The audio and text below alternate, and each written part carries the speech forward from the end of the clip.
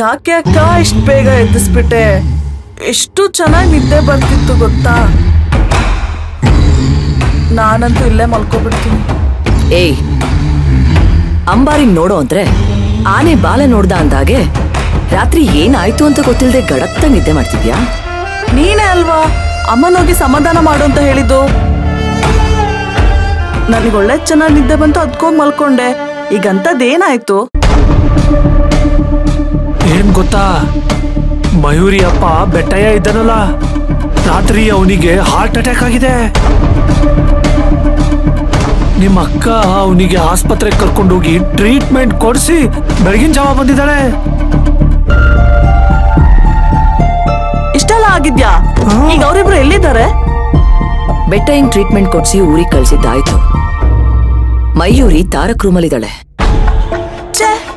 ಎಂತ entertainment miss ಮಾಡ್ಕೊಂಡೆ ನಾನು.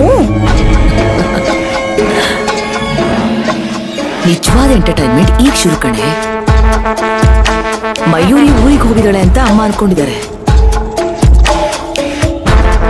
ಅವರಿಗೇನಾದ್ರೂ ಮಯೂರಿ ಇಲ್ಲೇ ಇದ್ದಾಳೆ ಅಂತ ಗೊತ್ತಾದ್ರೆ ರುದ್ರ ತಾಂಡವಾಡ್ತಾರೆ. ಹಾಗಾದ್ರೆ ಅತ್ತೆ ಇಲ್ಲಿ ಬರೋ ಮುಂಚೆ ನಾನು ಹೊರಟೋಗ್ತೀನಿ, ಇಲ್ಲಾಂದ್ರೆ ನನ್ನ ಶಾರ್ಪ್ ಮೈಂಡ್ಗೆ ಪ್ರಹಾರ ಆಗುತ್ತೆ ಅಷ್ಟೇ. ಬಾಯಿ ಮುಚ್ಕೊಂಡು ಸುಮ್ಮನೆ ಕೂತ್ಕೊಳ್ರಿ. ಸದ್ಯಕ್ಕೆ ನಾವ್ ಯಾರು ಬಾಯಿ ಬಿಡೋದು ಬೇಡ. ಅವ್ರಿಗೇನಾದ್ರೂ ಗೊತ್ತಾದ್ರೆ ಆಮೇಲೆ ಏನಾದ್ರೂ ಮಾಡಿದ್ರಾಯ್ತು.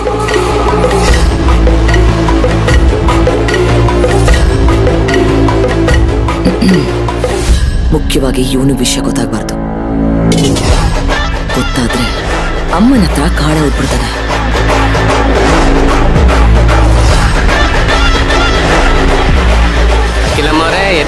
ಹೌದು.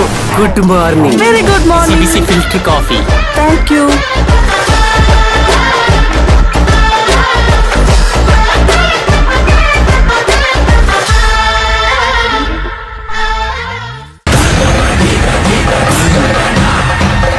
ಮದ್ವೆ ಆಗೋಯ್ತಾ?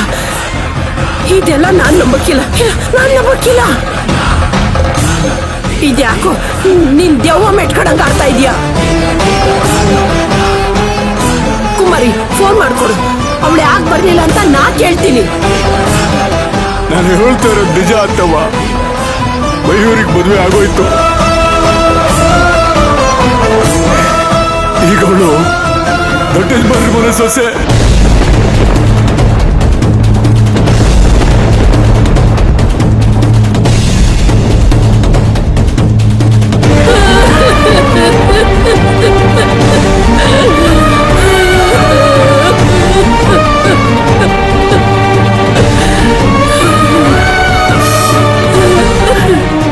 ದುರ್ಗವ್ವ, ನನ್ ಮೊಮ್ಮಗಳಿಗೆ ಎಂತ ಗತಿ ತಂದ್ಬಿಟ್ಟವ್ವ. ನನ್ ಮೊಮ್ಮಗಳ ಮದ್ವೆನ ಕಣ್ತುಂಬ ನೋಡ್ಬೇಕು ಅಂತ ಆಸೆ ಮಡಿಕೊಂಡಿದ್ದೆ. ಹೆಂಗವ್ವ?